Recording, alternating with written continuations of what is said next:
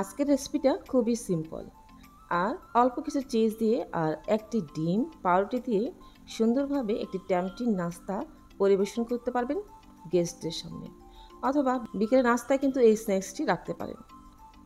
আসসালামু আলাইকুম, ইসবাত হবিস কুকিং চ্যানেলের নতুন আরটি রান্না পর্বে সবাইকে ওয়েলকাম জানাচ্ছি। আশা করছি আপনারা সবাই খুব ভালো আছেন।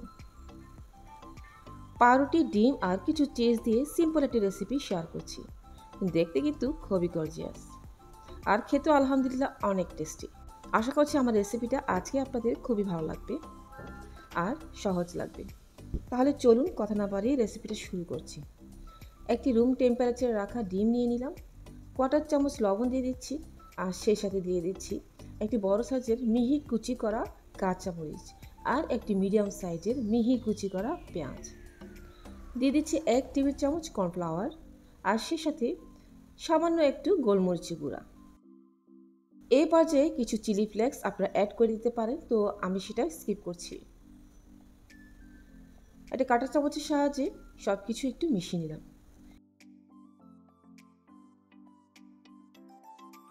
এবার লাগছে মোজারেলা চিজ।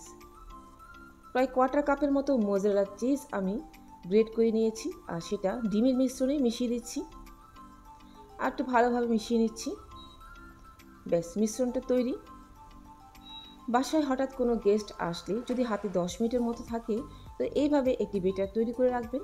গেস্ট আসা মাত্রই কিন্তু পাউরুটি দিয়ে এই জিনিসটা বানিয়ে নিতে পারেন আর গরম গরম খেতে কিন্তু খুবই মজা লাগে। তো আমি পাউরুটি নিয়ে নিলাম, পাউরুটির 4-5টা কেটে ফেলে দিচ্ছি।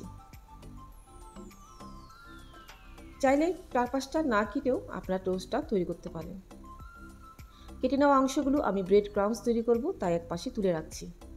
আবারও মাঝখানটা কেটে নিচ্ছি। আপনারা পছন্দ অনুযায়ী শেপে কেটে নিতে পারেন।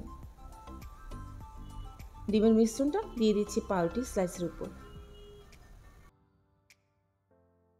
আমি অল্প পরিমাণে তৈরি করেছি আর আপনারা চাইলে 2-3টে ডিম দিয়েও বেশি পরিমাণে তৈরি করে নিতে পারেন। সবগুলো পাউরুটি স্লাইসের উপরে ডিমের মিশ্রণ কিন্তু দেওয়া শেষ। এক পাশে সরিয়ে রাখছি। এবার একটি ফ্রাইং প্যানে আমি তেল গরম করে নিচ্ছি। হালকা একটু তেল গরম হয়ে আসলেই কিন্তু পাউরুটি স্লাইসগুলো উল্টে দিয়ে দিচ্ছি। যে পাশে আমি ডিমের মিশ্রণটি দিয়েছিলাম প্রথমে, সেই অংশটি রাখব।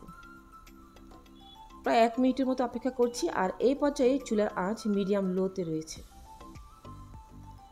1 মিনিট পরে পাউরুটি স্লাইসগুলো উল্টে দিব আর চুলার আঁচ একটু বাড়িয়ে দিব, কারণ আমি এক পাশেই মিশ্রণটি রেখেছি আর অন্য পাশ খালি রেখেছি।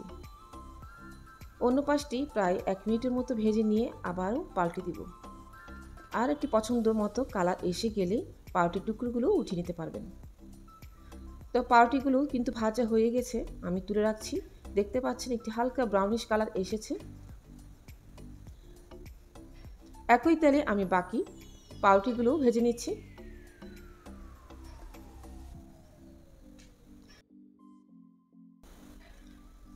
আমার রেসিপিগুলো ভালো লাগলে অবশ্যই রেসিপিতে লাইক দিতে একদম ভুলবেন না। আর যারা আজকে নতুন ভিউয়ার্স, চ্যানেলটি সাবস্ক্রাইব করে পাশে থাকা অনুরোধ করছি। আর যারা ফেসবুক থেকে দেখছেন, পেজটিতে ফলো দিয়ে বন্ধু হয়ে পাশে থাকবেন। সবকটা ব্রেড ভাজা হয়ে গিয়েছে, এই দেখুন স্ন্যাক্স তৈরি হয়ে গেল। এবার সার্ভ করার আগে কিছু অরিগানো ছড়িয়ে দিচ্ছি।